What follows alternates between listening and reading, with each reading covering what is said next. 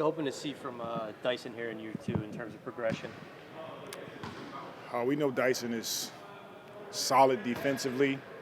Now it's just about creating an offensive identity and being a solid basketball player for us. We know he can do it.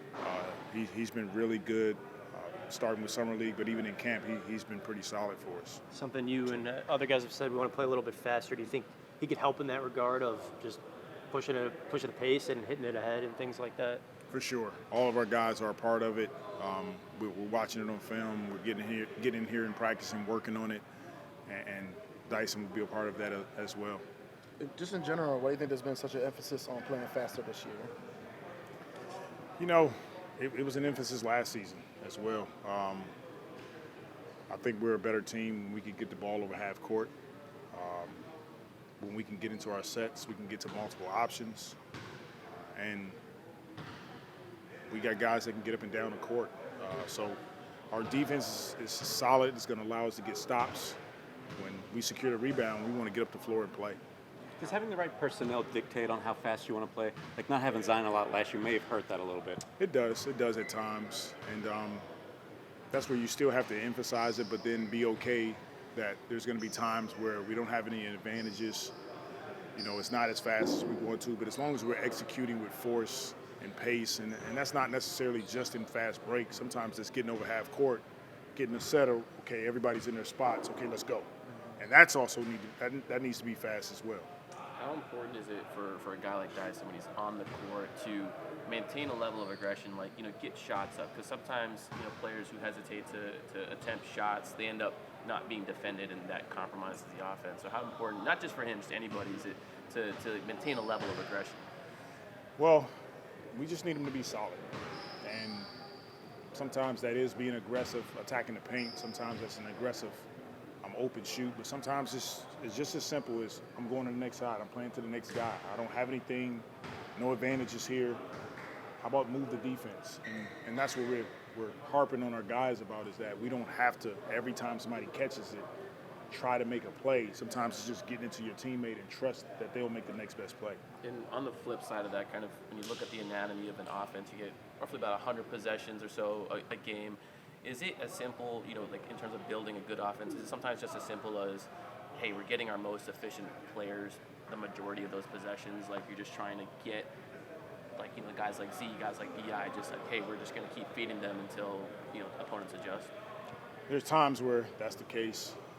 But overall, the big picture for us is we want everybody touching the basketball. We want the ball moving. I thought we were solid in assists in the NBA. I think we're 11th. We feel like there's growth in that area. So there's times that happens where they got it going, or we see a matchup we like and we want to take advantage of it. But for the most part, we want all of our guys being a part of the offense. I think that makes us dangerous. And then it's also harder to guard as we progress and have postseason opportunities. Was that part of wanting to bring JB in, just bringing in more ball movement, body movement with the offense? Bringing who? Yes, for sure. They played that way in Charlotte.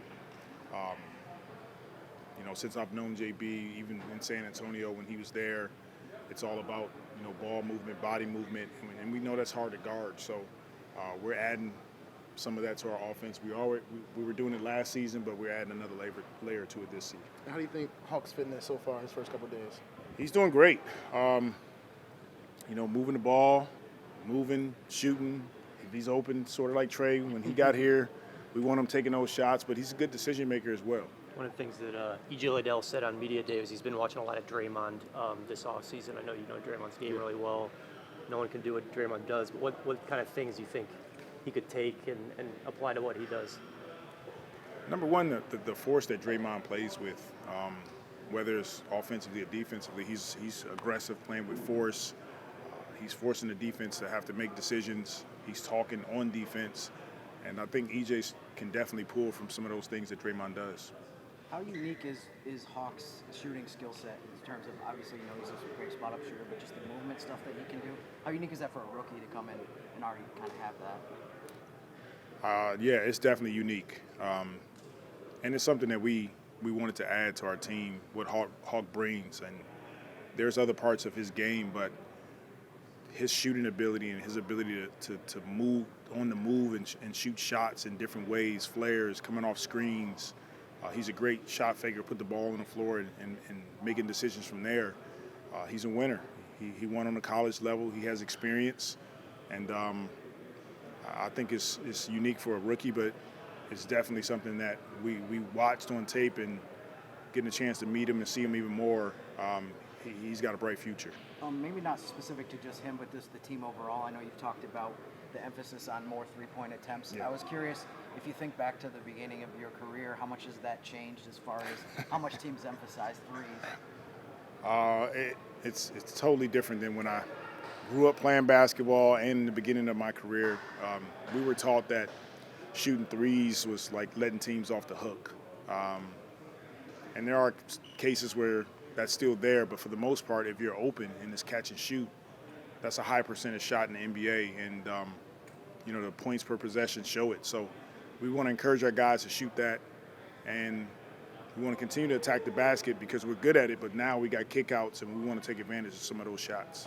I know you mentioned the analytics, and obviously that's part of the emphasis, but too, if you go back 20 years ago, how many more players, like number of players across the league are capable three-point shooters compared to like when you first came in, or just comfortable taking so many more threes than, you know what I mean, like 20 years ago?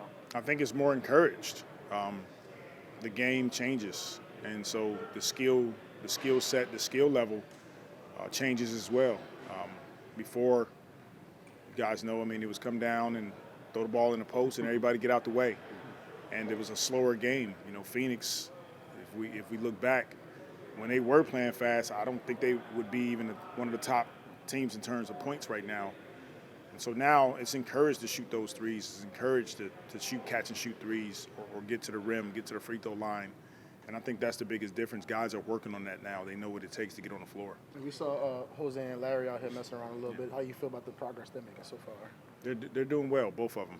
They're making progress, but, we'll see how it goes as we continue to get through some practices and get them on the floor hopefully soon. Go back to catch and shoot threes real quick. Are there certain types of catch and shoot threes you're looking to increase, like maybe perhaps the corner threes or anything like that? Well, we know the corner threes are easier, so anytime our guys can get there, we want them to get to the corners. But, B.I. has to shoot more, CJ has to shoot more, especially catch and shoot, so, that'll help us. Philosophically, where do you fall in the idea of like you get an open catch and shoot three early, but you may have a greater look later on the clock? So how do you find the balance of like I have a good shot now, but there may be a great shot later? Yeah, it happens throughout the course of a game where you'll have an open three, and if it's a great shot, we want guys taking them. Sometimes somebody's closing out to you, and I'm in the corner, but CJ's on the wing where that's a good shot. Now we want to swing it to get a better shot. But sometimes that open shot is the best shot you're going to get for 24 seconds. And we want to continue to try to take great opportunities to score, whatever that is. Thank you. Thank you, Coach.